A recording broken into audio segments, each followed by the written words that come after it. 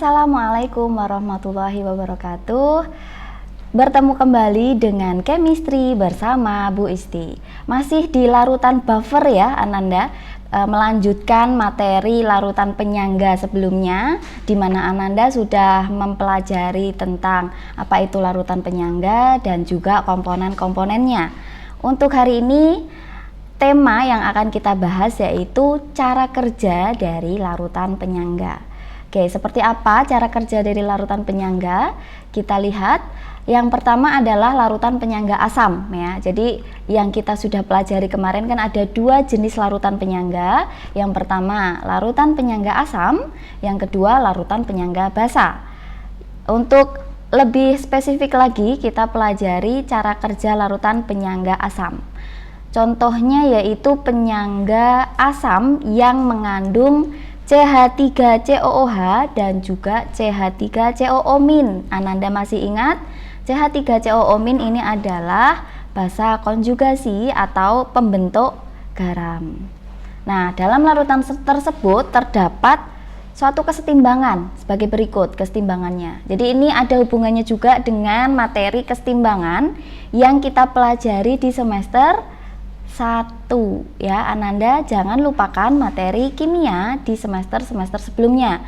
Bahkan nanti dari kelas 10 pun juga masih tetap kita pakai ya materinya. Jadi tetaplah setia dengan materi kimia. Oke? Nah, untuk kesetimbangannya kita lihat bersama ada CH3COOH yang merupakan asam lemah. Ketika mereka bereaksi, asam lemahnya itu akan terurai menjadi CH3COO- ya, melepaskan kation H+. Nah, kation H+ ini adalah ciri khas asam kan. Nah, pada penambahan asam itu akan menggeser kesetimbangan ke kiri. Kenapa? Asam itu kan ciri khasnya H+ ya. Ketika nanti ditambahkan asam, contohnya adalah Ha. Nah, otomatis Ha itu kan mengandung H+ dan juga amin. Nah, ketika asam ditambahkan ke dalam larutan penyangga ini CH3COOH, yang akan terjadi adalah penambahan H+ yang ada di sini.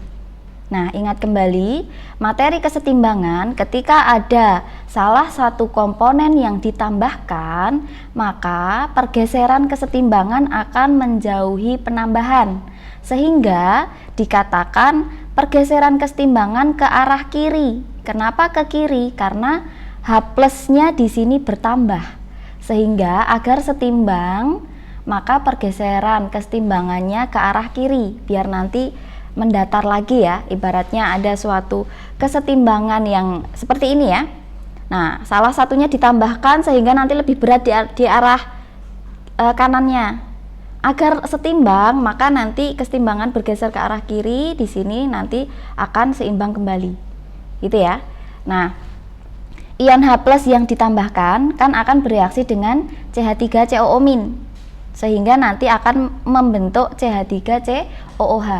Nanti setelah terjadi kesetimbangan, CH3COOH-nya pun akan bertambah ya, sehingga nanti kesetimbangan baru akan terbentuk.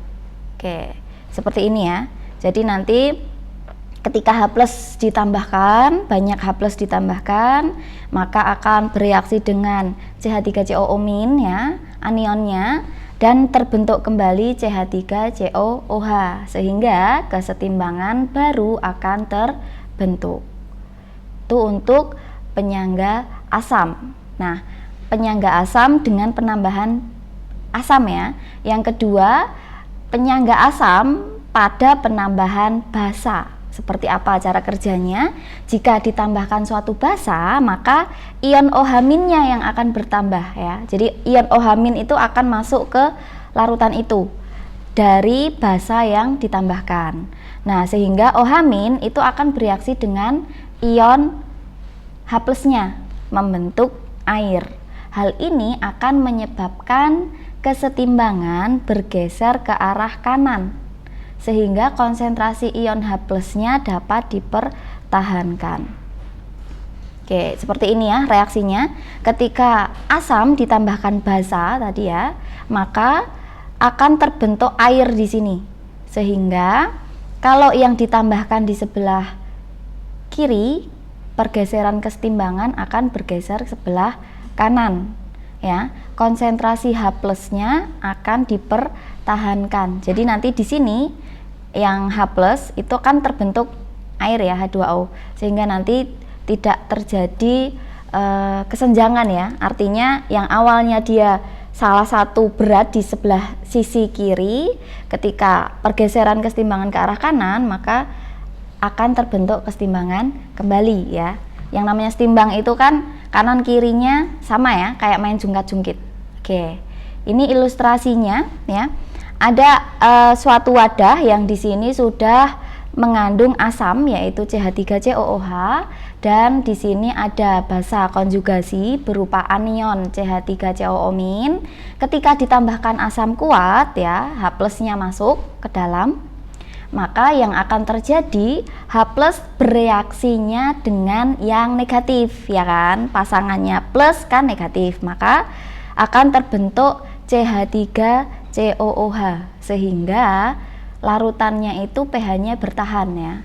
Kan di sini nanti dia yang awalnya asam ditambahkan basa, karena terbentuk asam lagi, dia akan mempertahankan pH asamnya. Nah, untuk penambahan basa kuat atau OH- yang dimasukkan ke sini itu akan bereaksi dengan CH3COOH-nya, H plus bereaksi dengan OH- sehingga nanti membentuk air ya. Terbentuknya air ini juga membantu mempertahankan pH, sehingga ketika suatu larutan asam ditambahkan basa kuat akan bisa menjadi larutan penyangga.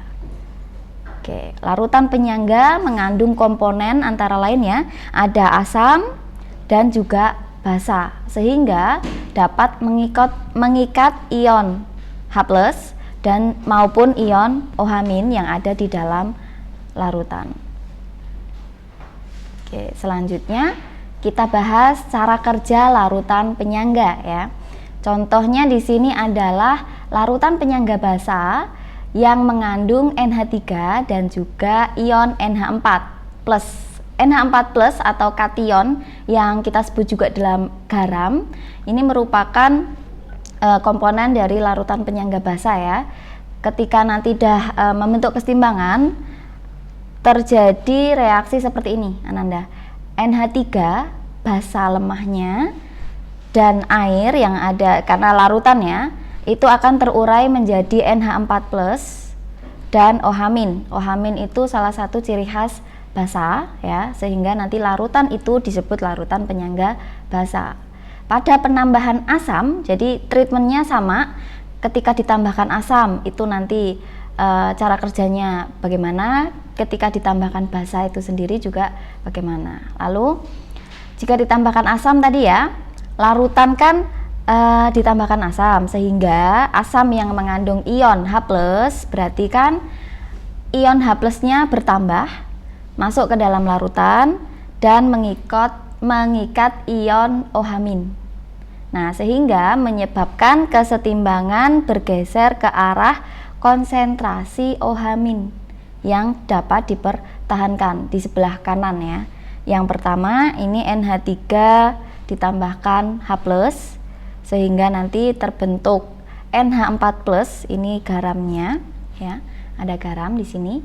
Lalu yang kedua, ketika penambahan basa, maka yang akan bertambah adalah ion OH- kan, sehingga nanti pergeseran kesetimbangannya akan bergeser ke arah kiri ya, sehingga konsentrasi OH-nya bertambah dan bisa mempertahankan kesetimbangan. Di sini ada NH4 plus sebagai garam yang ditambahkan basa ya, karena di sini sudah ada OH- ditambahkan OH- berarti kan daerah kiri kan yang ditambahkan. Sesuai prinsip pergeseran kesetimbangan, kalau ada salah satu komponen ditambah, maka pergeseran kesetimbangan akan menjauhi penambahan.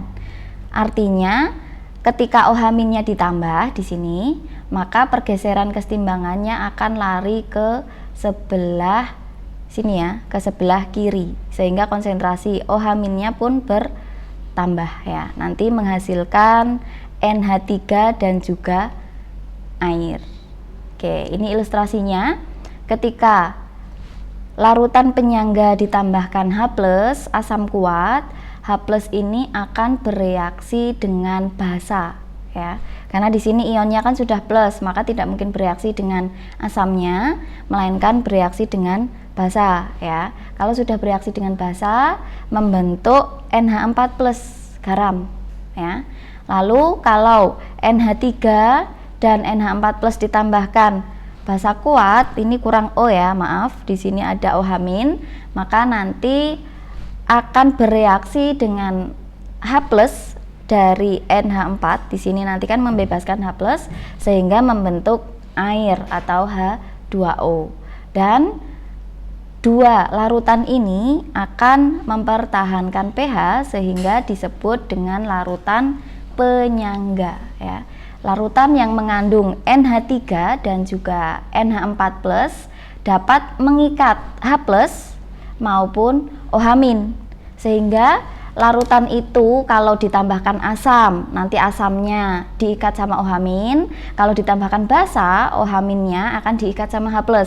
Nanti akan tidak berpengaruh terhadap pH larutan awal ya, sehingga pH-nya kan akan bertahan karena ada agen H+ yang nantinya menolong ketika ditambahkan basa, ada agen OH- yang akan menolong ketika ditambahkan asam ya, dan mereka akan membentuk air di sini ya, membentuk air.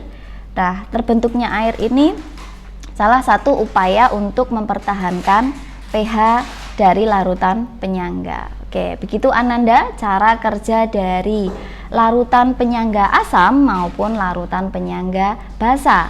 Sampai di sini kita lanjutkan di kesempatan selanjutnya ya, tentang pH larutan penyangga di materi selanjutnya. Oke, wassalamualaikum warahmatullahi wabarakatuh.